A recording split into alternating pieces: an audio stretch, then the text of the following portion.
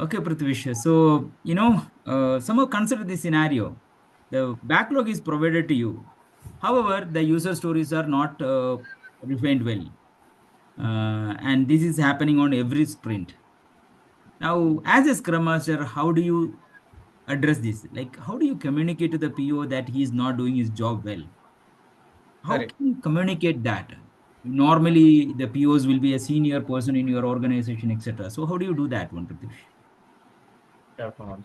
I'll try to give you a perspective on that. Uh, so, see, backlog grooming, right? Backlog grooming is a collective effort, right? It is definitely owned by the product owner and the product management team, but we as a Scrum team, we are definitely accountable for it because at the end of the day, that is what is going to feed the sprint planning or the iteration planning, and definitely we are going to work on the particular items, right? So definitely as a team, we need to make sure that we have all the requirements and the stories have been outlined correctly, and we need to collectively own and commit to the responsibility of having this backlog updated in a particular way, right?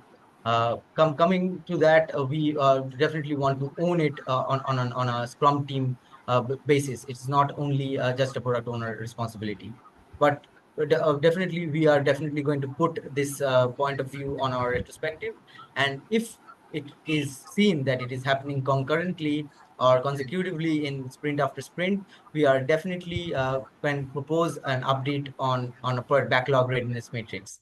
If we need to make sure if the backlog readiness matrix is updated correctly, and we need to make sure we are correctly outlined before we are going into the sprint planning. Talking about the backlog readiness metrics, we definitely are going to make sure all the stories have an acceptance criteria. We're going to make sure that the team is coached, that the product owner and the product management team is coached on the SMART criteria, that is, of the acceptance criteria, that is specific, measurable, acceptable, relatable, and testable. We are also going to make sure all the user stories that are written have the invest criteria incorporated in them, which is that those are independent, those are negotiable, those are valuable, those are estimable, those are small, and those are testable. Coming when we have all the user stories updated in the backlog grooming, we are definitely going to make sure that the backlog is updated in the deep backlog grooming method, which is detailed properly, estimated correctly, emergent, and prioritized. Keeping all these information and coaching the whole Scrum team on these aspects on a whole, we definitely can have a good improve on the backlog readiness matrix, and definitely going on to the future sprints, you can see we may see a good improvement on the requirement basis, and definitely we will see a good output coming out from requirements that are good understood, and all the story points are well established, right? So this is my outtake on this particular item and Great. question. Thank you. Thank you, Pratyush. I think very deep, very detailed answer. Almost many points are covered. However, just to give it another perspective, I would also give an answer for you, this same question. So you can ask the same question to back to me, right? Yeah. Definitely, definitely would love that. So here's the question for you.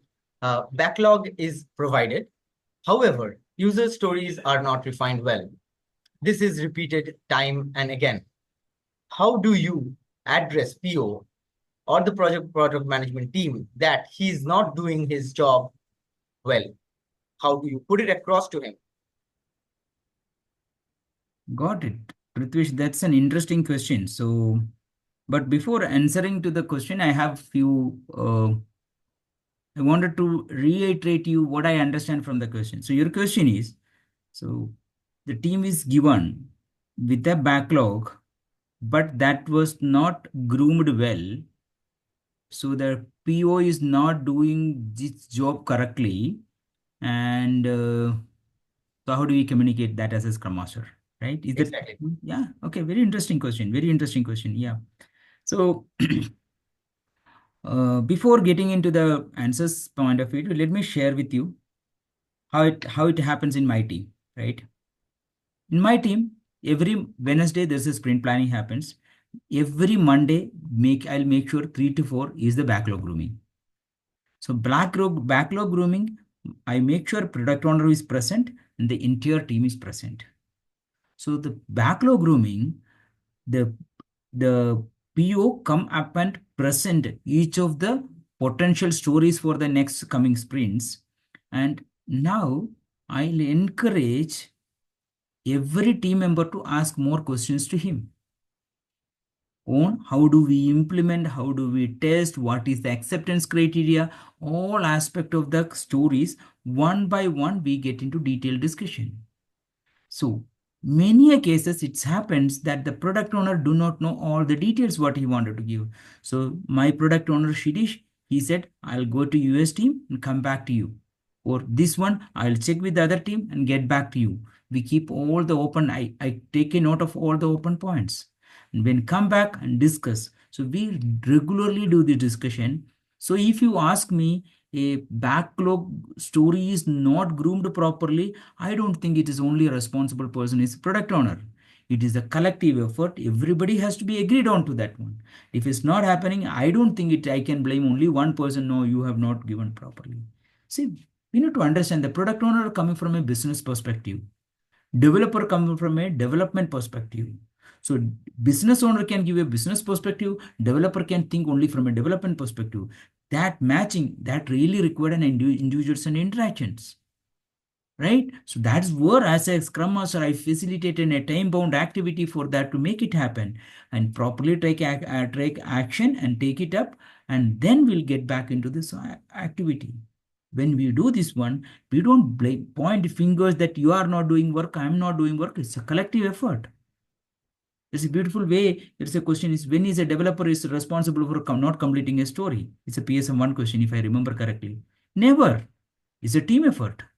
So if you product the backlog, if I mean, my question would be more of one step ahead. If I say, if you product on, if backlog grooming is not yet done, then why do you think that, this is, if backlog grooming is not yet done, why do you even accept that as a story for your sprint? Right? And why do you, spill over that one? It should not have happened, right? So I think it's not like, and everything can be, you know, uh, it cannot be like put it in a such a way that, it's a inspect and adapt and we keep on improving. So how do we do that? That's where we have retrospective coming in. In retrospective, we look in together what is the best thing to do in this one, and developers can very collaboratively kind of suggest to product owner, we are looking for those many informations when you come for the backlog grooming. But I think personally, I feel as a scrum master, I have a lot of responsibility to create such a positive conducive environment for this open discussion can happen, and people should feel psychological safety for sharing that to the customer, into the product owner, to get more, ask more details, and why they need that details, etc. So all these things are very important. Okay, so I'm talking only on the backlog grooming. Yes, what story, how do you create the story, and all these things, etc. You are covered very well. Thank you so much. This is amazing answer.